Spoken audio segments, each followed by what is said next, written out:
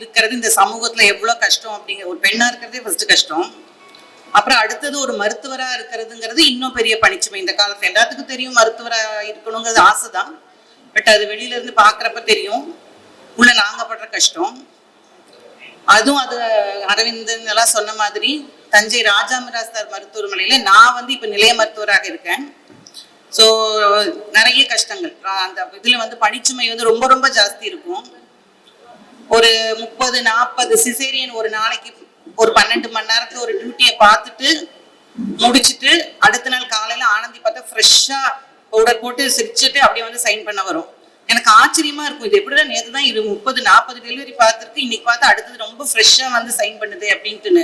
அப்புறம் திருப்பி ஒரு 10 நிமிஷத்துல அங்க ரவுண்ட்ஸ் போயிட்டு அங்க போய் சத்தம் போடும், மேடம் இங்க ஒரே கூட்டமா இருக்கு பாருங்க செக்யூரிட்டி அனுப்பிச்சுடுங்க அப்படின்னு அது சொல்லும்.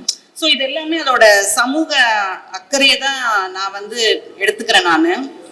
நான் எனக்கு முன்னாடி பேசின அஞ்சு சொன்னாங்க, கோபாலகிருஷ்ணன் அண்ணனுக்கு எல்லாரையும் தெரியும், அவங்கதான் ஆனந்தியை இவ்வளவு வளர்த்து விட்டுட்டு இருக்காங்க. அதாவது விசுவின் அரட்டை அரங்கத்துக்கு எப்படி அப்பவே விட்டாங்க, அவளை போய் பேச தனியா போய் பேச சொல்லியிருக்காங்க அப்படிங்கிற மாதிரி அவங்க ஒவ்வொரு அவளோட செயல்லையுமே ஊக்குவித்துட்டே தான் இருக்கிறது எல்லாத்துக்குமே நல்லா தெரியுது. அஞ்சுகம் சொன்ன மாதிரி ஐயா மட்டும் இல்ல, உட்கார்ந்துருக்கிற வசந்த் அவர் ஏன்னா நான் பார்த்த பெண்மணி, வேந்த பெண்மணிகளை எங்க அம்மா ஒருத்தங்க. எப்படி அம்மானால 3 பொண்ணுகளையும் வளர்த்துக்க முடியுது, பேசவும் முடியுது, எழுதவும் முடியுது, சமைக்கவும் முடியுதுன்னு நான் நிறைய நினைச்சு விவேந்திருக்கேன். எங்களுக்கு நாங்க மிஸ் பண்ணதே கிடையாது எங்க அம்மாவை, ஏன்னா எல்லா வேலைகளும் எங்களுக்காக செஞ்சு கொடுத்துருக்காங்க. அதே மாதிரிதான் ஆனந்தி. வாட்ஸ்அப்ல பாத்தீங்கன்னா அடுத்த இந்த ஒரு 24 hours டியூட்டி ஒரு நாள் ஆஃப்ல பாத்தீங்கன்னா டிபி சேஞ்ச் ஆயிருக்கும். என்னன்னா வீட்டுக்காரரோட வேற எங்கேயாவது போய் வெளியில போய் அதை இது பண்ணி இருந்திருக்கும் பாத்தீங்கன்னா. ஸோ அந்த குடும்பத்துக்கும் தொழிலுக்கும் கொடுக்குற பேலன்ஸ் நிறைய பெண்கள் தவறுறதுனாலதான் நிறைய கஷ்டங்கள் எல்லாமே வருது. ஸோ ஒண்ணு நான் இதுல மட்டும் இருக்கணும், தொழில பெருசா இருக்கணும் அப்படின்னா குடும்பத்தை கொட்ட விட்டுறது, பிள்ளைங்க சரியில்லாம இருக்கிறது. அப்ப அது ரெண்டையும் பேலன்ஸா பண்றதுங்கிறது ஒரு பெரிய கலை. அந்த கலைக்கு எப்படி துணை இருக்கிறதுனாலதான் அவங்களோட அப்பா ஒரு பக்கம்னா வசந்த் இன்னொரு பக்கம், அவங்களோட குடும்பமும் அப்படியே. அது எனக்கு ஆச்சரியமா இருக்கும். ஆனந்தி அம்மா சாருக்கு ஆப்ரேட் பண்ண, கோபாலகிருஷ்ணன் அண்ணனுக்கு ஆப்ரேட் பண்ணப்ப, கண் ஆப்ரேட் பண்றப்ப அது நிற்கும். அப்புறம் சர்ஜரி டிஸ்சார்ஜ் பண்றப்ப பாத்தீங்கன்னா அது நிற்கும், ஓபில இருந்து நிற்கும்.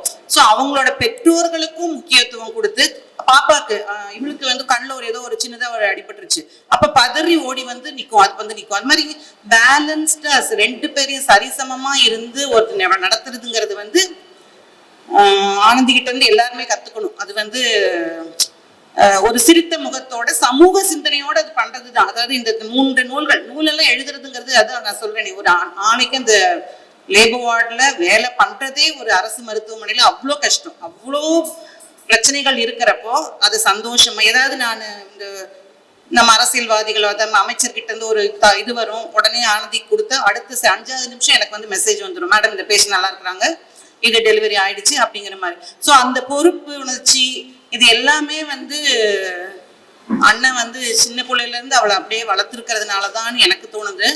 அவங்க அம்மாவும் அப்பாவும் கூட அது பக்கத்துணையா இருக்கிறதுனாலதான் அவளால இவ்வளவும் எழுதவும் முடியுதுங்கிறது. இவ சின்னவ இப்ப இங்கேயும் அங்கேயும் சுத்திட்டே இருந்ததை பார்த்து வளர்ந்துகிட்டே இருக்கா.